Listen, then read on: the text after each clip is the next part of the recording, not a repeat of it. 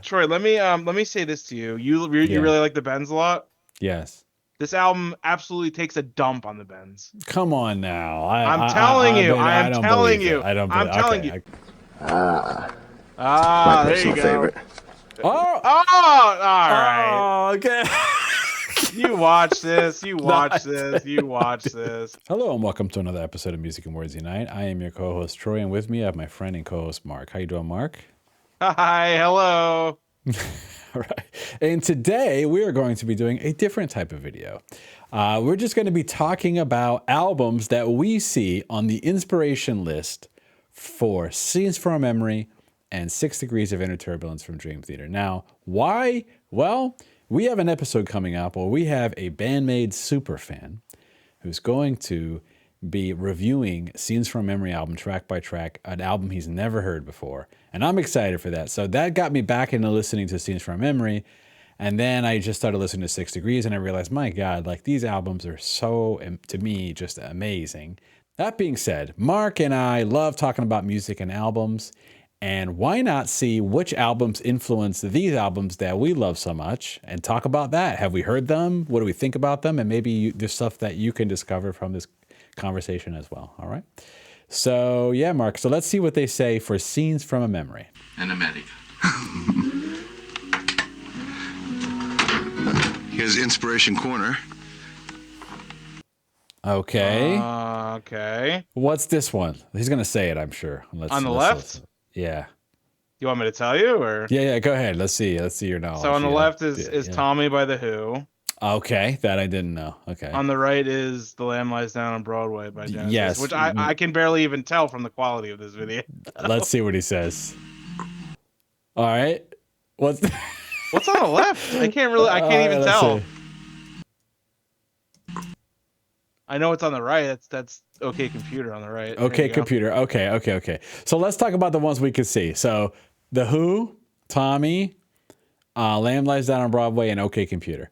Now, I own, this is going to sound bad, but I bought the vinyl for Lamb Lies Down on Broadway. Haven't listened to it yet. That's going to be an episode. Shame on you. That's Shame on you. As well as OK Computer as well. Also, shame on you. Yes, so I'm excited for that. I'm really excited. Not that I'm not excited for the Lamb Lies Down on Broadway, but I love the band so much that I'm really excited to hear the full OK Computer album. I've heard a couple songs from it. It's not like I've never heard music from it. All right, but out of those albums, Mark, what do you think? What do you think? Have you heard the Who album, Tommy? Yeah, Tommy. Yeah. What do you think about that album?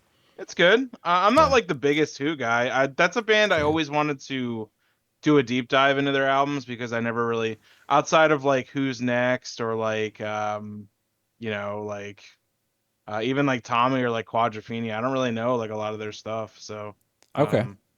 I have a few on vinyl. I may have listened to them like once or twice, but they seem like a pretty cool band. Their hits are, I don't really need to hear them. I don't really need to hear like Bob O'Reilly anymore. Right. But they're cool. Like I appreciate them. They did a lot for rock, so that's like really one of the first like rock operas too. So. Oh, I see. And I know that Lamb Lays Down on Broadway is like one of your favorite prog rock albums, right? So that's got to be up there, I think. I mean, those first like, not the first Genesis albums, but Nursery Crime, Foxtrot, Selling England by the Pound, and Lamb Lies Down on Broadway. And even after Peter Gabriel left, like Trick of the Tail is really, really good. Like they were just on like an unbelievable streak with those like 5 or 6 albums right there. Like some of the best progressive rock that's ever been created, honestly. So I have purchased Foxtrot, Selling England by the Pound, and Lamb Lays Down on Broadway, all on vinyl. They're all going to be future episodes because I haven't listened to them in full. Well, you have to listen. You have to listen to all of them because we're going to do a tier list. So okay, oh, there you go. Easy. You have to get Nursery Crime, and you have to get Trick of the Tail too. Okay, all right, fair enough. Okay, we'll do. All right, and OK Computer. Obviously, I know you're a big Radiohead guy. Where does OK Computer fall into your Radiohead tier list if you had to make one? Yeah. So like. Most of the time, Kid A is going to be my favorite just because I love electronic music, and that's like, the most electronic Radiohead album by far. It's not even close. Um, if somebody like came up to me and was like, like, okay, Computer is the best Radiohead album, I would be like, you are absolutely right. I would never in my Okay. life be like, no, Right. Kid A is the best. Screw Right. you. No. Right. I mean, you could make the argument that OK Computer is like the best rock album of all time. Like that's how good it is. It's Wow. unbelievable. Now you're setting the expectations very. You went from I mean, best Radiohead album, like okay, best rock Troy, album, okay, that's another level. Yeah. let me say this to you. You Yeah. really like the Bends a lot. Yes. This album absolutely takes a dump on the Bends. Come on now. I'm telling I you. mean, I I am don't telling believe it. you. I don't I'm believe. telling Okay. you. Okay. You talk to Yeah. any real Radiohead fan, they'll tell you the same thing. Okay. I'm telling I you right will. now, man. All I right. know that I know the Benz is probably nostalgic, but like music and lyric and everything wise, like it takes a dump on it. And think about scenes from a memory. This does it sound at all like OK Computer? I could see it, yeah. I mean, Okay. Okay. I don't know outside of Portnoy how much of Radiohead fans they are because Oh, I see. he has a very eclectic taste in music. So I don't know if like, Petrucci's a big Radiohead guy. He might be, but um yeah, I could see it a little bit. Okay. All right. All right. Let's keep going. Sergeant Oh, Pepper. Okay. okay, okay. As we've talked about, that's Mike Portnoy's favorite Beatles album. It's a Okay. good one. It's a good one. What is Okay. this? That looks like Marillion right there. Ah, okay. Yeah, What is that? yeah. I think that's Misplaced Childhood by Marillion. Let me see real Ah, quick. I see. Okay. So Marillion is very cool. It's a very cool band. Mm-hmm. Um, their lead singer's name is The Fish. Mm-hmm. He's very very theatrical with his singing. Okay. They're they toot themselves as like neo prog because it was in the 80s, so Oh, I see. it was like a rebirth kind of. Um, this I mean prog guys like they flip out about this. This album and their first album, Script for a Jester Tear, are like always really high up on like prog lists. This band's kind of like Vandergraaf Generator. It's really hard for me to get into them, but I'll try again. There's a band I tried that band I tried to get into. I couldn't. Marillion. They're Yeah. the hardest band to get into, but I hear when you get into them, it's worth it. The only album I really like by them is called God Bluff. Um, Okay. I have all their albums on vinyl too, just because they're a cool band. Um, There, you there's should a give dream. give Sorry. Go ahead. give Sorry. give if you can't get into Vandergraaf Generator, try listening to God Bluff. I think it's pretty good. Okay. There's a Dream Theater Live DVD called 5 Years in a Lifetime. And Hmm. on that, they play at a club called Ronnie Scott's with Marillion. They actually play a song with Marillion on that DVD, and you can Really? Google, you can put on YouTube and find them playing together. Yeah. Was Fish with them or no? Oh no, Uh, he hasn't been in the band since like the 80s. yeah. So that's one thing. One thing I know about Marillion, but I have heard some Marillion songs before. I don't know. It just wasn't my thing, but I can give it another shot. Yeah, And that's the yeah. thing. Is like I don't think they're like not talented or anything. I think they're a great band. I Hmm. just can't get into them. Sure. Sometimes that happens, right? Yeah. Looks like the next one is The Wall, Oh, you which think you think so? that one for me, I haven't heard every Pink Floyd album, but I've heard a lot of them. I have. That one is up there. That's like top two for me. Some Top people love The two? Wall. Yeah, some people love The Wall, and Really? some people hate it or don't think it's super overrated. I do not think it's overrated. I think it's totally brilliant. I I don't think think it's yeah. super overrated. I just don't think it's the top of their game personally. I Okay. think it's Okay. um I will always put Animals, Wish You Were Here, Dark Side of the Moon above the wall. Always. Okay. Um, that's when after those three are always top three no matter what. I think usually I don't know if Animals will ever leave. That's my favorite Pink Floyd album. I don't think that'll ever not be. Okay. I think once you get outside the top three, it gets a little bit hard because like Metal is really good and it has echoes on it, which is like, Hmm. I mean, that's like Yeah. you could argue that's like their best track, really. Right. Uh, the Wall it has a lot of good tracks, and it's a very cool concept album. Um, so it would be tough once you get out of the top three to really rate them. Those are definitely 4 and 5 for sure, though. You get it, then you get into like the Sid Barrett stuff, and Saucer Full of Secrets, Umaguma, that stuff's just like hit or miss. But yeah, those five are definitely like in the top five. Yeah. And you can definitely hear on Scenes from Memory Pink Floyd influence in particular, and Spirit Carries On, Mm-hmm. and just the whole idea of a cohesive, very cohesive concept album which tells a story from front to back. You know, in my opinion, The Wall is one of the best ones that from the original ones. And I'm obviously biased, but I do think Scenes from Memory does tell a complete story from the beginning to end through the music themes and motifs, as well as through the lyrics, and that's what The Wall does too. So I see a lot of similarities there. Well, Yeah, Dark Side Through the Wall are all concept albums too. So that's so do true. you You know, so do you put Dark Side at number one or? it's maybe Wish You Were Here. Yeah. But Excellent, Dark Side is excellent album. top. It's top three. It's like those are my top three. I had to listen to Animals again. To be fair, I have to go back and listen to it. I think. Oh my god, yeah, please do. Okay. Okay. All That's a right. that's a Yeah. Goosebumps album for me. Like Okay. All right. automatic Goosebumps. Let's see what else. What's that last record? Do you know? That's Let me the go back. Final Cut by Pink Floyd, Okay. Okay.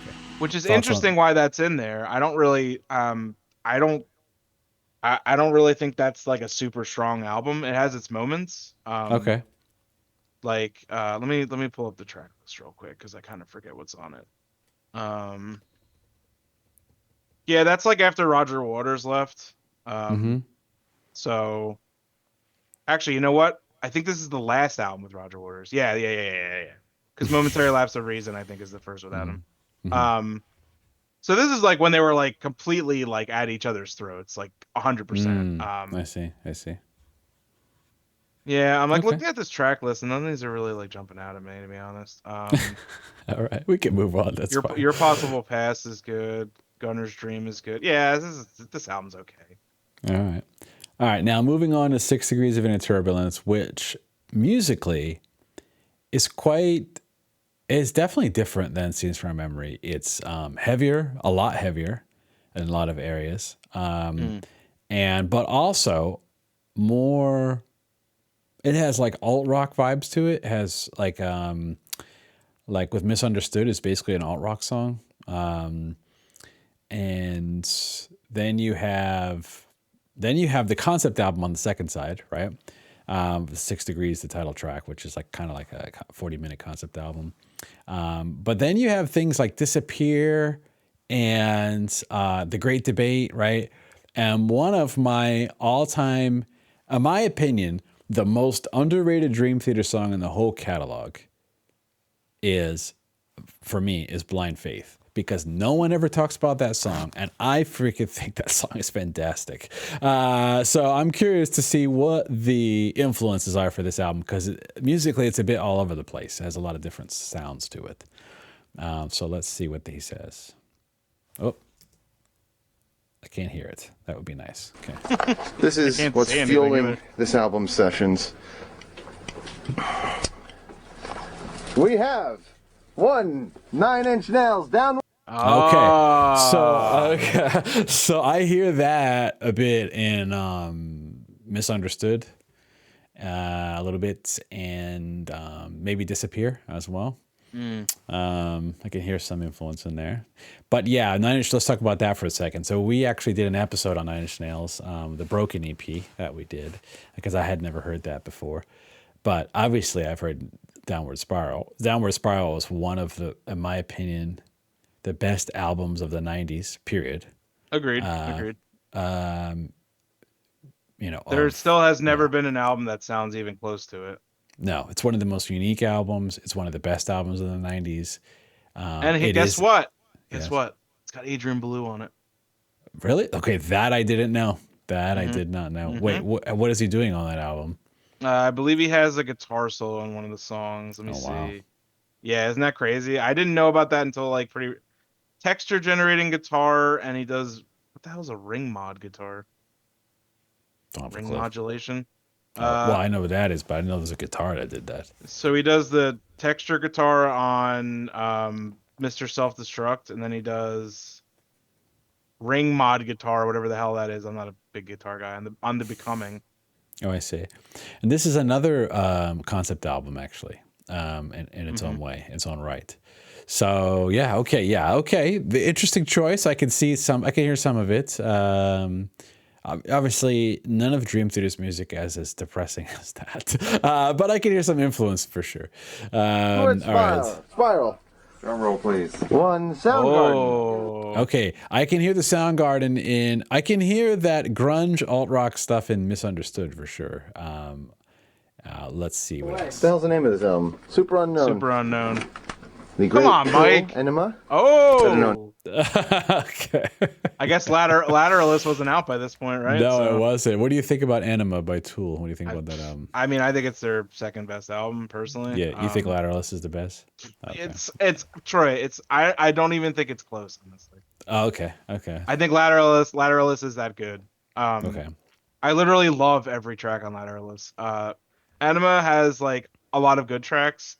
There's a couple like whatever tracks on there, but for the most part, I really like Fear Inoculum too. I feel like that album kind of gets like more hate than it should. I think it's pretty good.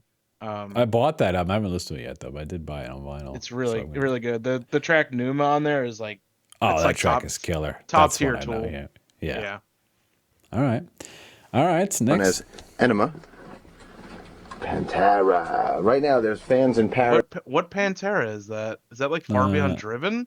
I think so. Let me see. Better known as That's like Enema. the worst Pantera album. I'm not even a big Pantera guy, but Right now, there's fans in Paris is are that out Rust in Peace? screaming, Yep. Pantera! Slayer!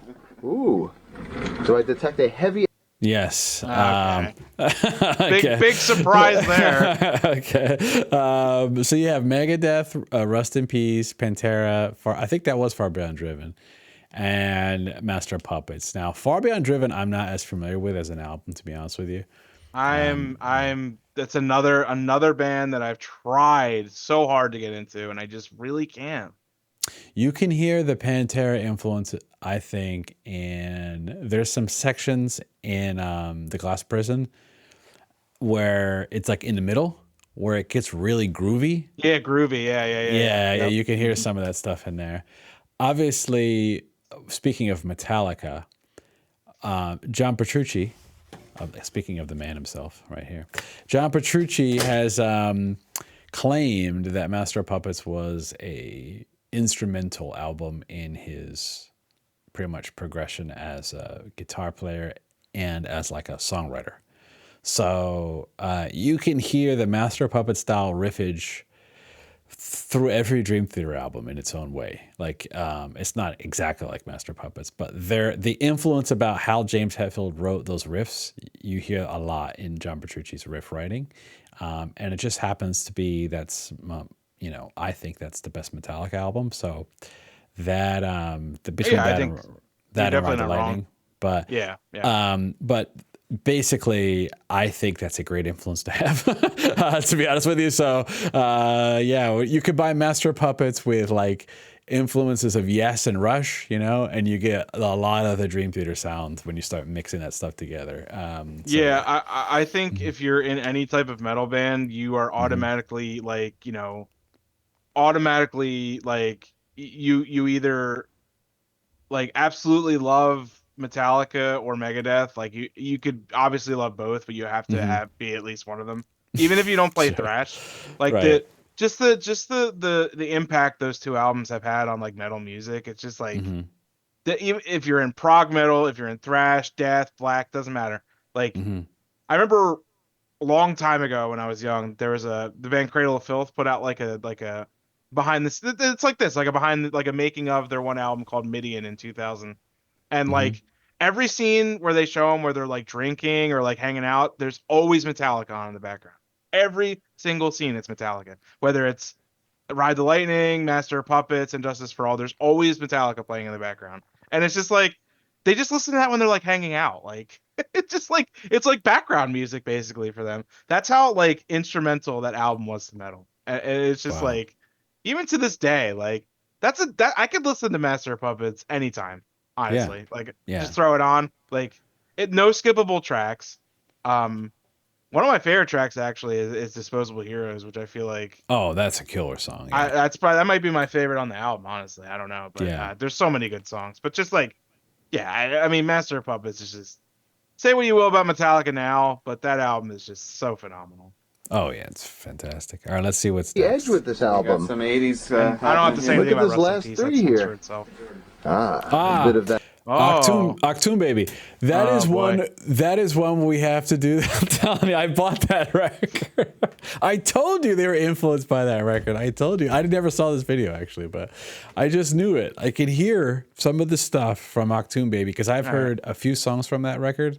So let me see what's on this. I'll be the judge of that. have you ever heard the song Zoo Station? I don't think so. Because I hear Zoo Station in some of their stuff, like in New Millennium. You know the part that I got this feeling, tide is turning. That part sounds very similar to Zoo Station.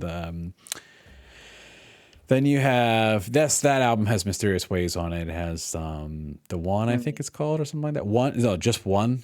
Yeah, One, yeah. That sounds all right. I was gonna say this has like no hits on it besides like those two, basically. Yeah. Yeah, I but Zoo mean, Station is good. Yeah, I'm down for listening to this. Alright. You two is just like yeah. I can't. Produced by Flood. Yeah. Yeah. Who also produced Nine Inch Nails, right? And Smashing Pumpkins, Melancholy and Infinite Sadness. He produced a Downward Spiral and Melancholy and Infinite Sadness within like a 2-year period. Oh wow, Steve Lillywhite did this too. Oh man, Steve Lillywhite's done so much stuff. He's done Talking Okay. Heads, Susie and the Banshees, Psychedelic Furs. Think about that, man. You produced a Downward Spiral, and then the next year you start working on Melancholy and Infinite Sadness. What? That's like, in my opinion, those are like two of the absolute best 90s albums by anybody. They're up there. So that's pretty Cool. amazing production. How about credits, this, yeah. Troy? Yeah. Steve Lillywhite also produced the album Shine by Annie. What is her nickname? Frida from ABBA. Really? Yeah, the album Shine, the '80s album. So he's the producer with Flood on this U2 record, is what you're telling me. And he also produced Grace Under Pressure, which I literally just talked about like an hour ago. There you go. Okay, there you go. That's pretty cool. So we got to maybe sometime in September, Mark. Let's do the U2 episode. How about I'm that? down. I'm down for it. I'll give it a chance. All right. Let's see. That commercial U2 techno industrial. This was used for inspiration on the What is that? I don't know. Is that Galactic Cowboys? Galactic Cowboys? I think it is Galactic Cowboys. Yeah. I'm not familiar. Are you familiar? A little bit. Yeah. Yeah, it Galactic is. Cowboys. Space in Your Face is the album. Yes, that's what it is. Yep, I'm not too familiar. I've heard some of the music before, but I wouldn't say I'm too familiar. But now I kind of seeing this, I'm like, maybe we need to listen to that. They combine progressive metal with a vocal style influenced by the Beatles. All and right, a heavy playing style of thrash such as Anthrax. What? All right, what's the album called? Space in Your Face. All right, let's make that an episode. How about that? Okay. All right, because it's something we neither of us have heard, and it apparently influenced one of the best Dream Theater records. So in some way, so it's got to be decent. I mean, a progressive metal band that sings like the Beatles and plays like thrash. Like what? That's like the most contradicting sentence I've ever seen in my life. I know. All right, let's see. The Let's see what else. string. There was that. The 8-string inspiration. Oh, that's the heck is that? King's X, I think. Ah, okay. I'm not super familiar with them, but I've heard good things. I'm not too familiar with him either. Yeah, I know the singer's name is Ty Tabor, I think, and he sings on "Lines in the Sand," a Dream Theater song. Yeah, it's called Faith, Hope, Love, the album. King's X. Yeah. All right, we're just queuing up episodes. Yeah, I'm down. Right. I've always wanted to All right. listen to this band. So. All right, King's X, Faith, Hope, Love. All right. I watched a prog report. They did it was like a 90s prog metal, like a wheel of prog, and this was on there. So Okay. All right. All right. Let's see what else is next. We've already gotten 3 episodes Galactic Not to men- Cowboys, U2, and King's X. Yeah. Not to mention from the other video too. Oh yeah, all the Genesis. We were gonna do that anyway, but yeah, that's true. Okay, let's see. Dirt. I have that. I'm looking at it right across. Yeah, we don't even need we don't even need to talk about that. That's one of the best albums of the '90s. Yeah. That might be in my opinion, the best grunge album overall. I don't know. I'm a big STP guy myself, even though they're not even really that grunge. But yeah, I think I would take Dirt over Nevermind. I think I would too. I think Dirt is better. Yeah, and I think Lane is the best vocalist from the grunge era, personally. Yeah, might be a hot take, but that's fine. All right, let's see what else. Of course, we don't go anywhere without our own copy of Rooster. Kevin Gilbert Thud. What is that? Kevin Gilbert? That sounds familiar. I go. Used for inspiration on the 8-string. That was that. The 8-string inspiration. Of course, we don't go anywhere without our own copy of Rooster. Thud by Kevin Gilbert Thud. What the heck is that? Oh, he accidentally died? Oh shit. Oh. Man, a lot of people like died in the 90s, like accidentally. Damn. You got him, you got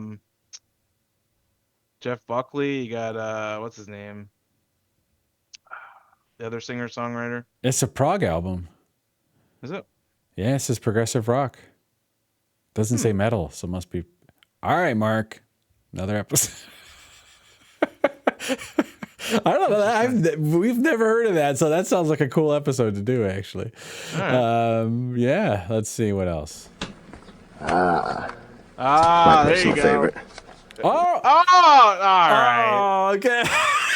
You watch this. You watch this. You watch this. Get out of here, dude. That is incredible. I just want to say that warms my heart. You know. There's your adrenaline shot for the night right there. I won't be able to sleep now. Yeah, probably. That's one of my favorite records of the '90s that I've heard. You know, I haven't heard all the Radiohead albums, but that's personal favorite. I have listened to that album hundreds of times, like a bunch of times. It is great. It is great. All right, let's see. We don't go anywhere without our own copy just not of Rooster. okay, computer. Great. Hell yeah. Okay, let's see. And this is our biggest one. Wait, I skipped something. Is that Frederick Chopin? Some rap on this. There's gonna be that's a controversial. Wow. Wait, back. That looks like Devo. There's no way that's Devo. All right, Of course, we don't go anywhere without our own copy of Rooster. Kevin Gilbert Thud. My personal favorite. Oh, there's another one. That's a bootleg I brought in. Very good boot. What the heck was that? No idea. There's gonna be some rap on this. Battle of Los Angeles by. There's gonna be Machine. Oh, okay. That's a controversial entry right there, One ladies of and the first gentlemen. CDs I ever bought. And this is the surprise twist. Some Bella Bartok. Okay. Bartok. Here's the Some bigger. classical. And this is our biggest one. Chopin. Yeah. Yeah. Actually, I know our biggest one. Let me Nocturne. man the Wait, camera oh, for a nice. minute, and I'll go Frederick get Chopin's John's biggest. pretty awesome. Yeah. These guys went to Berkeley. Of course, they're gonna have classical music. Yes. So I would say, what do you think about the list of influences? I think that's pretty on point for Mike. I mean, he has an extremely eclectic taste, Yeah. and I think I mean, some of the albums I haven't heard, but I could definitely hear it. It's hard to say you can hear it in like drumming per se because I mean, you know, but yeah, that doesn't surprise me. I mean, what's going on here? Go! He's Go, going man, full go! alt rock, grunge rock. See? I told you. Look at that.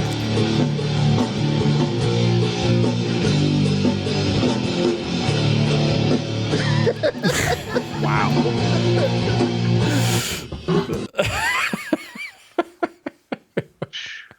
What a beaut.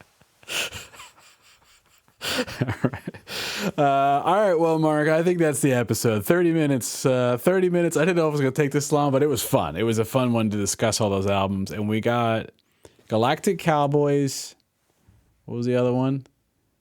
King's Paul, X, Paul Gilbert Paul or Gilbert, Kevin Gilbert. Kevin Gilbert, King's X, Galactic Cowboys, U2, and then Genesis.